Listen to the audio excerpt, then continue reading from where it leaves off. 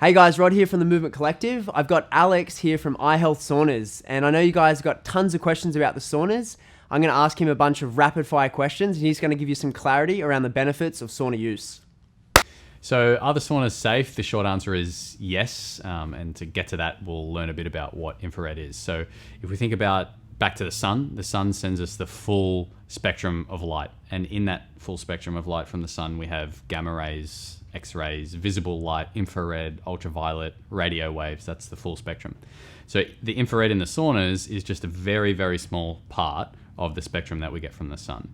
It has nothing to do with ultraviolet, so you're not going to get burnt in there. It has nothing to do with radio waves. It's not harmful in the body in any way. So are they safe? Yes. Infrared's actually the frequency of light which creates photosynthesis in plants. It's been used in premature baby cribs to keep them warm. So it's a very safe light for the body. So everyone's pretty familiar with the traditional sauna, whether that's hot rocks or whether that's a steam sauna where you pour the water on the hot rocks. What's actually happening there is the hot rocks or the steam is heating the air, and then the air heats the body. So it's not a very efficient way of heating the body. The heat kind of just creates a surface sweat, right? So you're not sweating from deep within the skin. Because it's not a very efficient way of heating the body, they then have to be really, really hot to be able to transfer that heat into you. Compared with the infrared sauna, the infrared interacts with the body directly. So the heat penetrates 4 to 5 centimeters into the skin, down to the subcutaneous layer where all the heavy metals and toxins are stored, and pulls them out by sweat. That's why they're now seen as one of the most powerful ways to detox, because you're sweating from deep within the skin, whereas in a traditional sauna, you're not doing that. So because you're being heated more deeply, your body is then working naturally to cool itself. So you're having a nice natural sweat, compared with a steam sauna where your body's going, I kind of just got to survive in here because it's like 90 degrees. And it's just because of the way the heat's transferred onto the body. That's the difference. So for me, sauna is a lifestyle thing, and typically we recommend 3 or more times a week. Think about it like going to the gym. If you want to see some improvements in your skin or help with some of those aches and pains and sleep, you want to be doing it 3 or more times a week. Personally, I use it every day. Yeah, so there's a couple contraindicators for sauna. Typically, pregnant people, we don't recommend getting into the sauna. Those with pacemakers as well, typically we don't recommend. The sauna makes the body work naturally to cool itself. So, people with pacemakers can get in there. Same with pregnant people, but particularly we just recommend to steer clear of it, and then everyone's going to stay safe and sound. Yeah, so when we come to kids, oftentimes they haven't fully developed their heat response in their body, so they might not be sweating fully, and therefore their body can't regulate their temperature as well as people who are kind of 18 and over. So typically we recommend just a lower temperature for a shorter amount of time. So maybe like 40 degrees for 15, 20 minutes. Whether it's a kid or whether it's anyone, always check in with the body, see how you feel. If you're not feeling quite right in there, just open the door, cool down, drink some water, and take it easy. So never push on if you're not feeling quite right. So people often ask how much water they should drink in there. So general rule of thumb is like half a litre beforehand and a litre during the sauna session. That way you're getting about 1.5 litres throughout the whole duration. Think of it as clean water in, dirty water out. You're going to be sweating out those toxins, so we need to put some clean water in to help facilitate that process. Especially if you're coming into the sauna after a workout, hydration is super, super critical.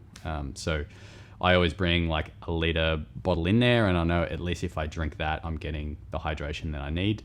Yes, you can bring drink bottles and things in there, just put them on the seat, put them on the floor. The infrared's designed to heat the body, so it doesn't heat up other things in there. If you bring a plastic bottle of water and put it in front of the heaters, it won't get warm.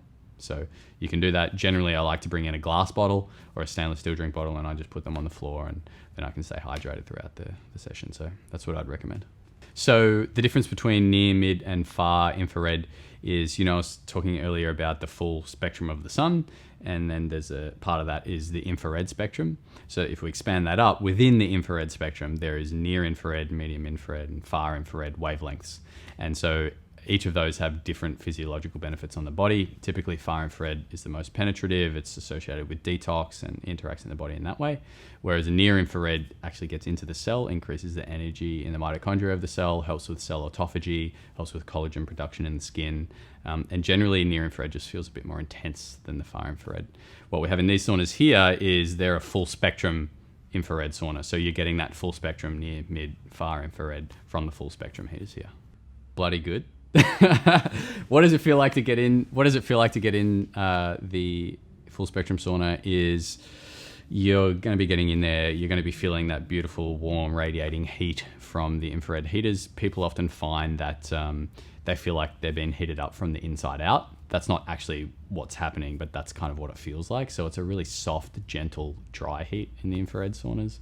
You're going to come out of there, you're going to feel invigorated, you're going to feel calm, you're going to feel kind of at ease. If you're in there without your phone, then you're going to have a chance to check in with yourself and just see how you're feeling. So overall, it's a really sort of soft, gentle, beautiful experience. Yeah, so some people often ask, like, so, can I put a sauna in my home? I'm not trying to sell anyone anything, but just so people understand that they can be easily installed. They don't need any plumbing or anything like a traditional sauna, because there's no water, there's no moisture. They just plug into a normal power point. Most people put them in like a spare bedroom, garage, outside under cover. So they're a really versatile thing. That's why a lot of people have them at home. So people often ask what they should wear in the sauna. For me, I have my sauna at home. I'm actually getting in there naked. Obviously here it's a bit of a different application. So just some like a bikini or some board shorts in there. I try and minimize the amount of things on my body so I can get the full infrared into the body. Put a towel on the seat, put a towel on the floor. That way you're going to sweat into the towels. And then when you're done, you can take the towels out and the sauna will stay nice and clean and tidy and you'll have all your things.